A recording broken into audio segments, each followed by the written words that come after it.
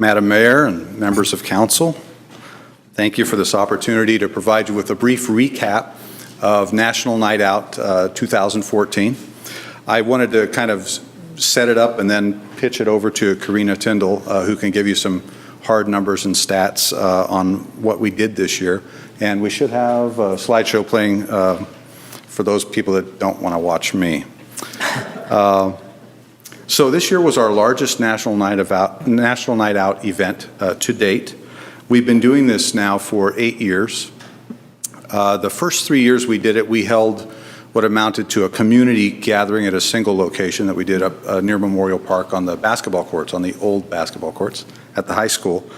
And that was a challenge that I made shortly after I became the police chief to members of my staff you have 4 weeks to put together a party for the city.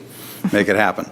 And they did. They answered that challenge. And for 3 years, we had a hugely successful National Night Out in a single location.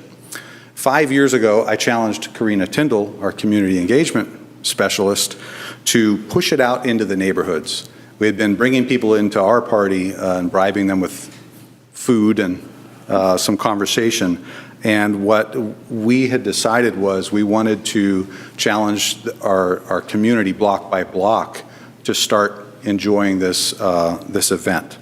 So the premise for National Night Out is that it's a night out generally for crime prevention. But our approach is that we derive two large benefits out of it. The first being that it strengthens the relationships between city staff and the residents in our community. And it's not just police that go out there, as you all know.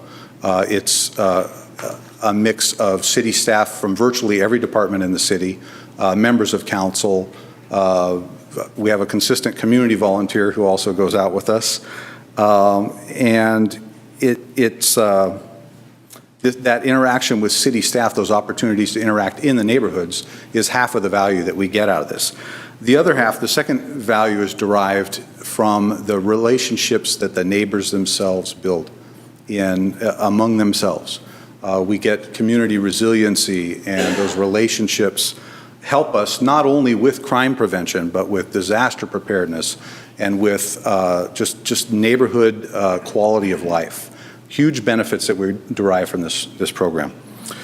Just this week, I was forwarded a voicemail that came in to a member of my staff that was a thank you from someone who he had spoken with during National Night Out this year, because an issue that she had raised, kind of not a crime issue, but a quality of life issue in the neighborhood, has already been acted on and positive change happening in the neighborhood, and she was so thankful for that. And that all came about because of this interaction that we were able to do back in early August.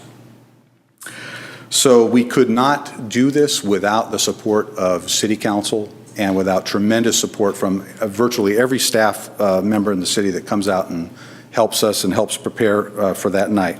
So I think Karina has a story and a couple of things to share, so I'm going to turn it over to Karina.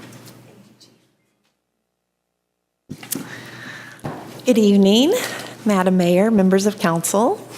I just wanted to give you a quick recap of some of the events of that night. There were a record 35 block parties that participated. This is a new record for us. Attendance counts from the host organizers put totals at over 2,000 people participating, which is about a tenth of our population, which is great for a Tuesday evening. And Chief McQuiston was correct that there were volunteers from all the city departments this year and members of council.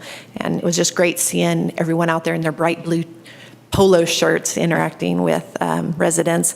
There were also a majority of our neighborhood watch blocks. 13 neighborhood watch blocks participated. This number continues to grow, and there were 8 new blocks that participated who'd never done it before. Also, Domino's did a great job, and we'll talk about them more soon, but they donated 2 large pizzas to each block.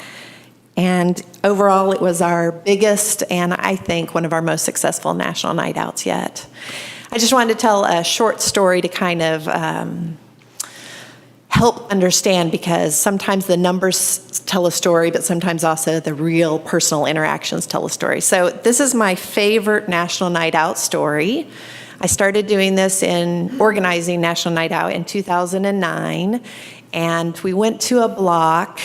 Oh, there was a new resident. A new resident moved in and wanted to have a block party. And she heard about National Night Out, and there's a free street closure. So she signed up, and she tried to talk to neighbors, but didn't get much of a response. So they decided to have a National Night Out party, but not close the street. They didn't want to bother anybody. So we went to their block, and there was just a few neighbors who were sitting in lawn chairs in a driveway visiting. It's kind of, 6 or 8 people, not a very big party. And a woman said, "Come over here." And I went over to her chair, and she leaned in, and she said, "I've lived here for 25 years. We've never had a block party. Thank you so much." And it just really touched my heart because it was very sincere and heartfelt. So the follow-up to this story is that this year, when I was encouraging blocks to register for National Night Out, there's kind of a new block captain on that particular block. And I mentioned National Night Out, and his response was, "Oh yeah, we do that every year. It's a tradition." And it just really made me feel good that something that previously they had not ever done now is considered a yearly tradition and an opportunity for neighbors to all come together and look forward to. So thank you very much. Thank you. Thank you.